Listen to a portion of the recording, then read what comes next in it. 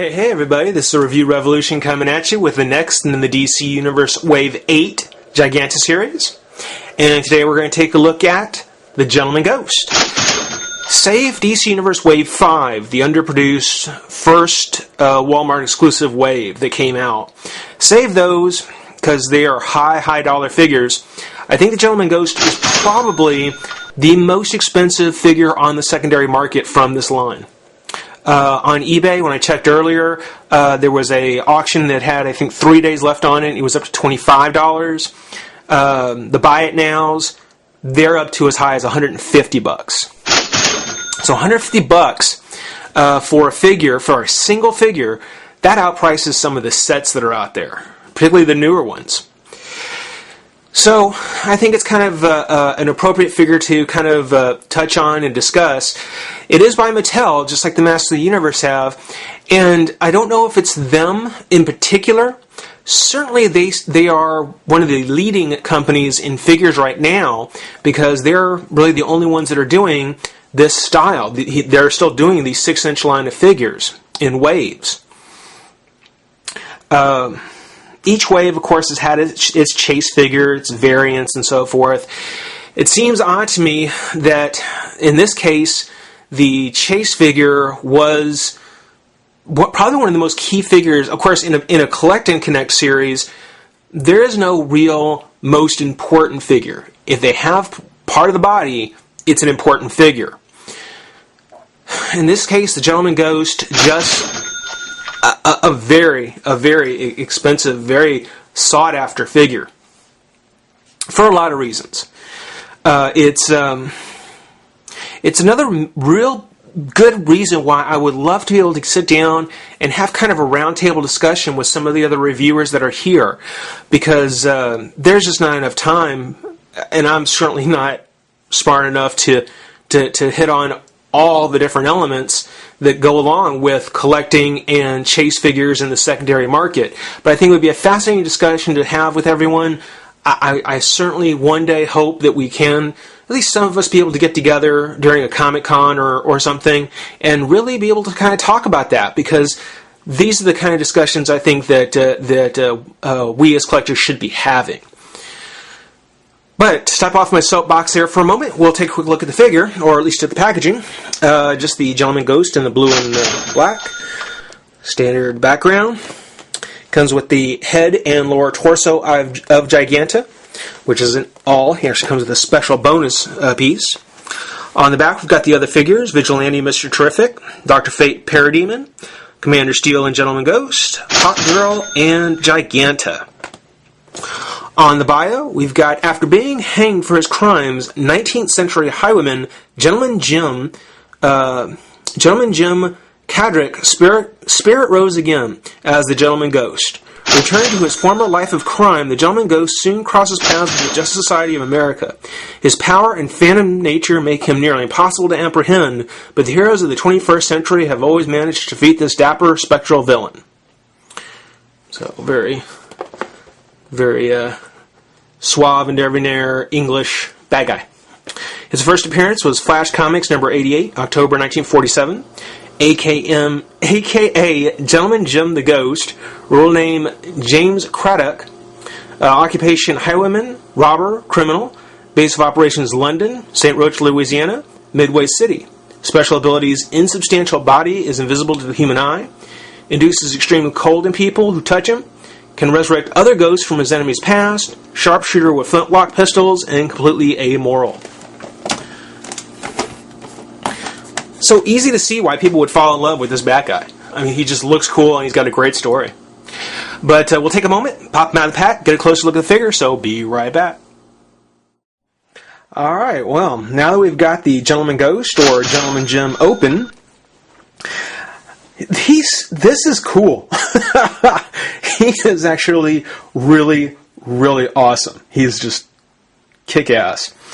One of the very first things that I noticed, even in pack, and if you own both these figures, one of the first things you'll probably realize is that a lot of the Gentleman Ghost's body, his sculpting, was used to make the Joker. The biggest differences are, of course, you can see on the Gentleman Ghost, he has his curly ascot and his carnation. Joker has the flower with the ribbon. Other than that, same jacket, the petticoat underneath, or his waistcoat underneath, exactly the same. Exactly the same on the waist, pants, all the way down to the shoes. Now, of course, the Joker's in his classic pinstripe purple, white and black shoes. The bottom of the legs for the Gentleman Ghost, more like the recently released Dead Man, just a translucent clear plastic on the bottom, spray painted near the top to show his invisibility. And of course, they did the same kind of effect on his cape. The biggest difference is also same gloves, but you can see that the Joker has just a straight sleeve, whereas the Gentleman Ghost actually has a cuff on his sleeve. But that's really the only differences in the sculpting. Now, I didn't mention this on the Joker. I'm sure anyone who's watching probably noticed.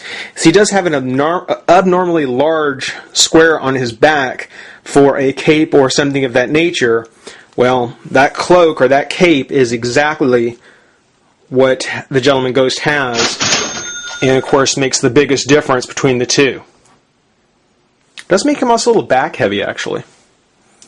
Beyond that, though, I mean, same articulation, or would be the same articulation as the Joker, except for, of course, with no head.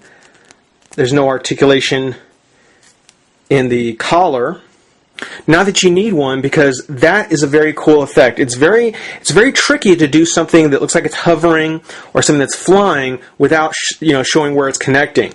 And I really do love how they've done this. This was a really nice touch. The monocle attaching to the bottom of the top hat with the line going all the way down into the jacket.